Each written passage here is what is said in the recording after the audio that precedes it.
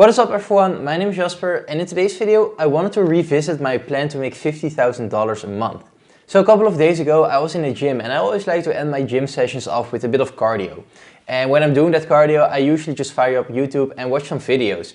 And this time my own video actually was recommended, so it was the one with my 50,000 a month plan and I just started watching that video.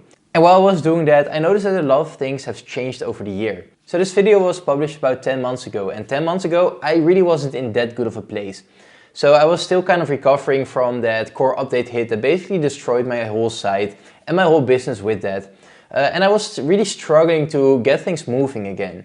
So back then I was kind of coping by creating these huge goals, and looking back at it now a year later I realized that I was setting unrealistic goals that I really couldn't reach.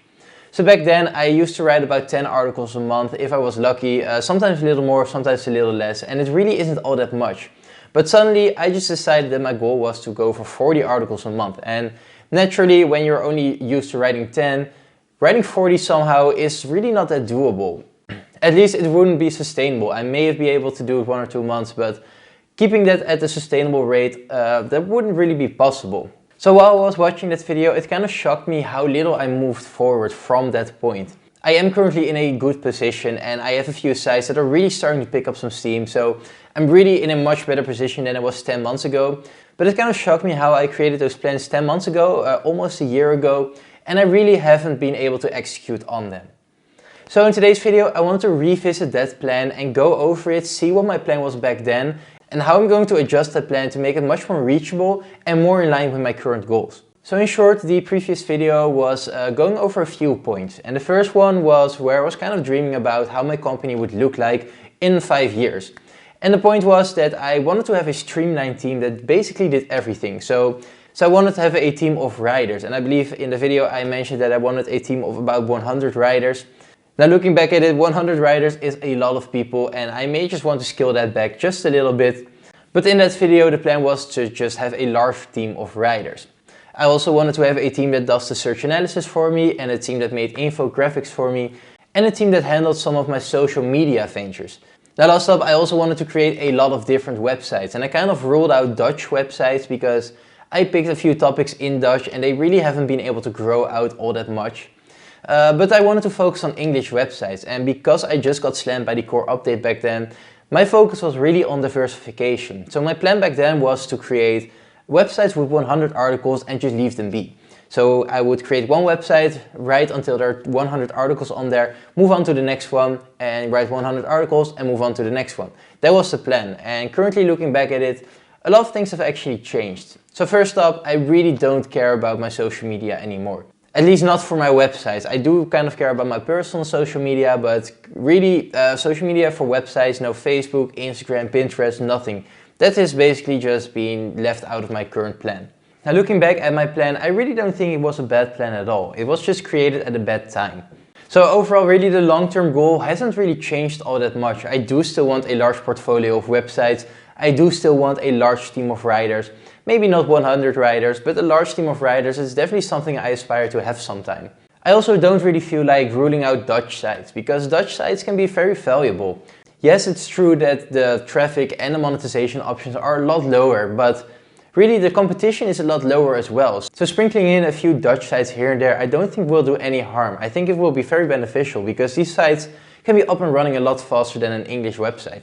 Now one last thing I do also want to change about my previous strategy is that I don't want to focus on creating a bunch of different websites. Yes, I do want diversification, but leaving websites at 100 articles just seems like a really bad choice. Currently I have my accessory website that has really been blowing up, and according to my previous plan, once that site reaches 100 articles I wouldn't touch it for another year or so. And just leaving a site like that is blowing up and just not producing any content for it, it just doesn't make sense. So instead of focusing on capping websites at 100 articles, I just want to focus on maybe 2 or 3 a year. So back then in the video I believe I said I wanted to create a website every few weeks or every few months. Currently that's really just not doable, and I don't think it's the right way to go. Starting a website and building it out to 100 articles is a great start, but as the website starts to show some progress, it makes no sense to just leave it there. But overall, the long-term goals are still pretty much the same. Maybe some nuances here and there, like less riders and fewer websites, but overall the long-term goals are really similar. Where the main difference is the short-term goals.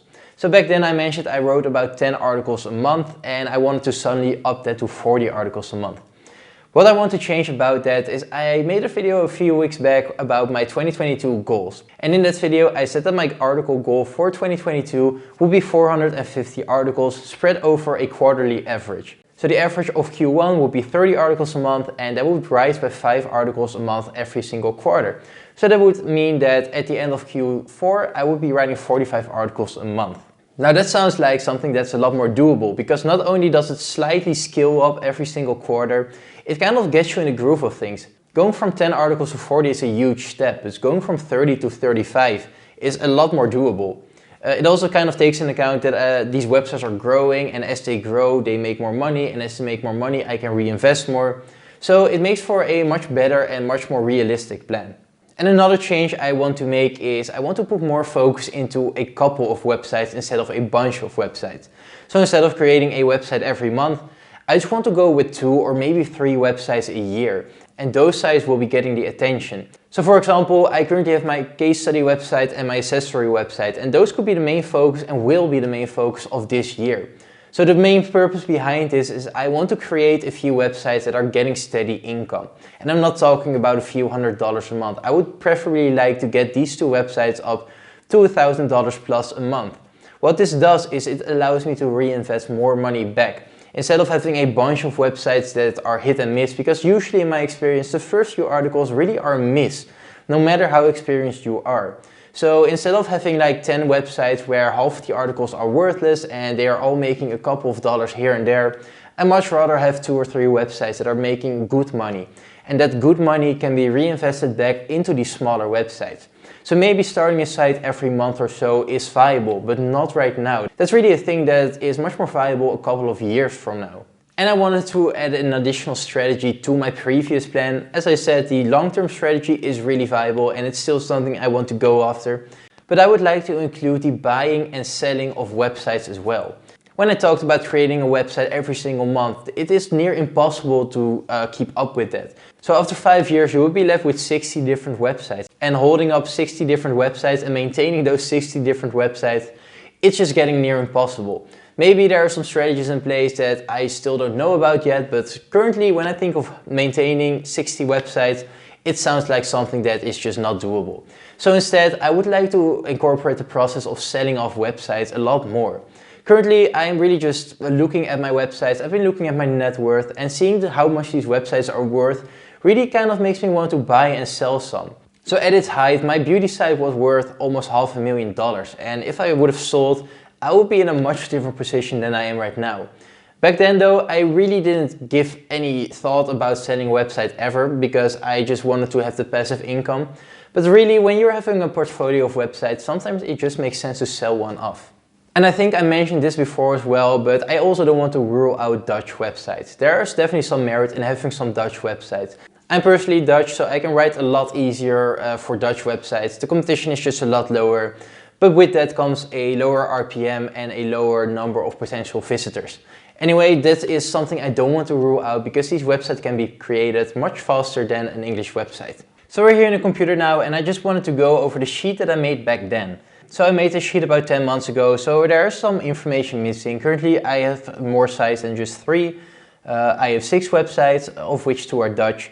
But honestly, most things are just the same. But I wanted to go over what my plans were back then and how I'm going to adjust them. So right here are my sites, and right now you can see some numbers that are off. I currently have a lot more articles on here than shows, but there are some changes I want to make. So first off, site 1 is my beauty site. Update with 5 articles every month, that's just a no-go anymore. I don't want to do that because this site, I quit it. I no longer want to invest any money or time into this website, so this one is just off the board.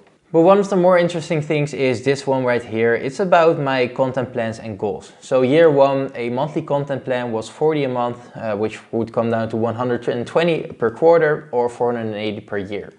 I slightly scaled this back to 450 a year, but in a more gradual kind of increase. Now I do think the way that I scaled up my article production rate is reasonable. So I go from 40 to 60, that's a slight increase, and then from 60 to 100 and all the way up to 250 a month. Now I think it's reasonable because the more time goes by, the more websites you'll have, the more of a chance there is that these websites are actually earning more money, so you can reinvest more. So that's why I think that this is kind of reasonable.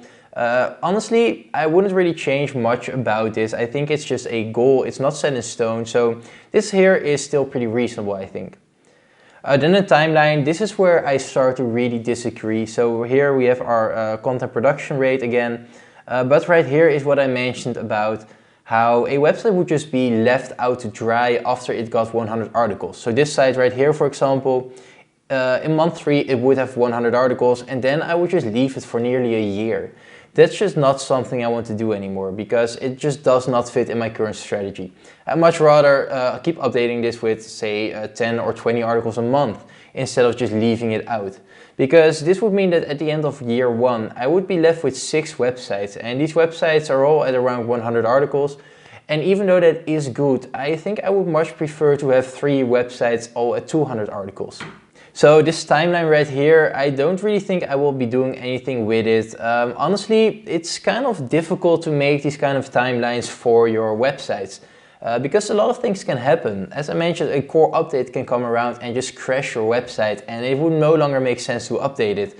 And on the other hand, a website could suddenly explode like my accessory site is doing, and then it would make no sense to just leave it. So I think having an actual article goal is good, but dividing it up into websites that you, at this point, like websites 4, 5 and 6, they don't even exist yet. Yet I still planned how many articles are going to be on them in what month. So that's just not really something I want to do. I think it's much more reasonable to just set an article goal and divide it over the websites as you see fit. Because this business can change quickly and rapidly, and you need to be able to just make decisions based on the current data. Anyway, going into content costs, this is yet again something that has changed over time. So right here I have an average of 2 cents a word, and an average article contains 2,000 words. That is something that has changed over time. So I'm currently leaning more towards articles that are smaller, and the average has actually gone down to 1,250 words an article. Also, the 2 cents a word is something that is probably going to go up. I'm a huge fan of Rewrite blog posts. They provided a lot of great content for my website. There's a link in the description, by the way, but they cost about 5 cents a word.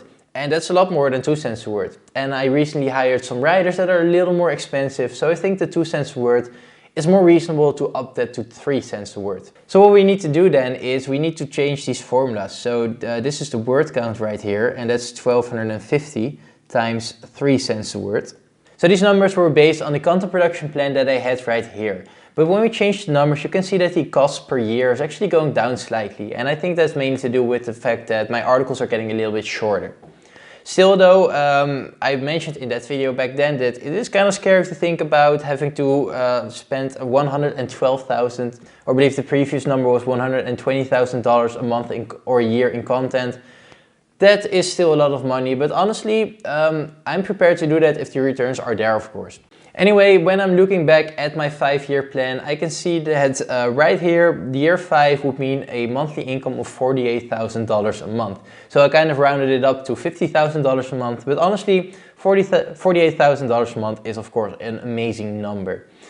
Still, I think this is doable, and I think that the long-term plan that I had in place is definitely something that can still be achieved. It just had to be postponed by 1 year because, as I mentioned, last year was basically just lost to me. I really didn't do all that much.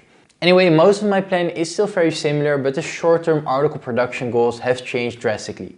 I'm going with a more nuanced approach with smaller articles, and I'm hiring from more expensive sources. But anyway, that is it for this video. I really hope you enjoyed it. For me, it was great fun to look back at my old plan and see how I'm kind of changing things around. Currently, I am working according to my new content plan that I made in my goal setting video of 2022, and I am going to just adhere to that one. Anyway, I really hope you enjoyed this video. If you did, please consider leaving a like and subscribe, and I'll see you in the next one. Bye!